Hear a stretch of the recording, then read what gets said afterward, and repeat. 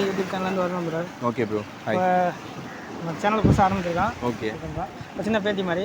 Okay. உங்களுக்கு 2024 நடந்த ஒரு நல்ல விஷயம், இப்போ நியூ இயர் வந்துச்சுல, ஒரு நல்ல விஷயம், ஒரு கெட்ட விஷயம் என்னன்னு சொல்லுவீங்க? இந்த நியூ இயர் தான் ஃபஸ்ட் டைம் கேக் சாப்பிட்டேன். அது ஒரு நல்ல விஷயந்தான். கெட்ட விஷயம் இப்போ தான் ஒரு ஃப்யூச்சரை பற்றி ஒரு டிசைட் பண்ணி கோல்லாம் ஃபிக்ஸ் பண்ணியிருக்கேன். இப்போ அது ரொம்ப டிலே பண்ணி இப்போ தான் ஃபிக்ஸ் பண்ணியிருக்கேன். அதை நோக்கி இனிமேல் போகணும். அதான் ஒரு இந்த டிலே பண்ண தான் கெட்ட விஷயம், மற்றபடி ஒன்றும் இல்லை. நம்ம அறந்தை 420 யூடியூப் சேனல்லேருந்து வரது. சரி, 2024-23 நடந்த ஒரு நல்ல விஷயம், ஒரு கெட்ட விஷயம் ஏதாவது இருக்குங்களா? அதை சொல்லுங்கள். 2023 ஜனவரியில் லவ் ஸ்டார்ட் ஆச்சு. டிசம்பரில் அது முடிஞ்சிருச்சு. அது 23 அது நாசமாக போச்சு. இப்போ 2024 பிறந்திருக்கு. என்ன நடக்கணும் பார்ப்போம்.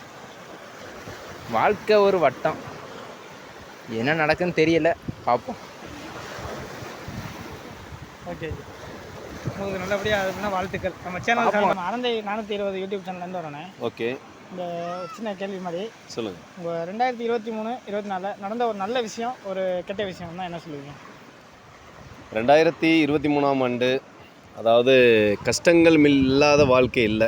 எந்த ஒரு மனிதனுக்கும் இறைவன் எந்த அளவுக்கு சந்தோஷத்தை கொடுக்குறானோ அதுக்கு நிகரான துன்பங்களை ஒவ்வொரு மனிதனும் சராசரியாக சந்திச்சுக்கிட்டு தான் வீறு நடை போட்டுக்கிட்டு இருக்கோம். அந்த அடிப்படையில் 2023 பொறுத்தவரையும் பல கஷ்டங்களுக்கு மத்தியில் சில சந்தோஷங்களை இறைவன் கொடுத்துருக்குறான். இந்த 2024ஆம் ஆண்டு நிச்சயமாக கஷ்டங்களை தாண்டிய சந்தோஷத்தை இறைவன் நிச்சயமாக கொடுப்பான் அப்படிங்கிற நம்பிக்கை என் மனதளவில் எனக்கு முழுமையாக இருக்குது.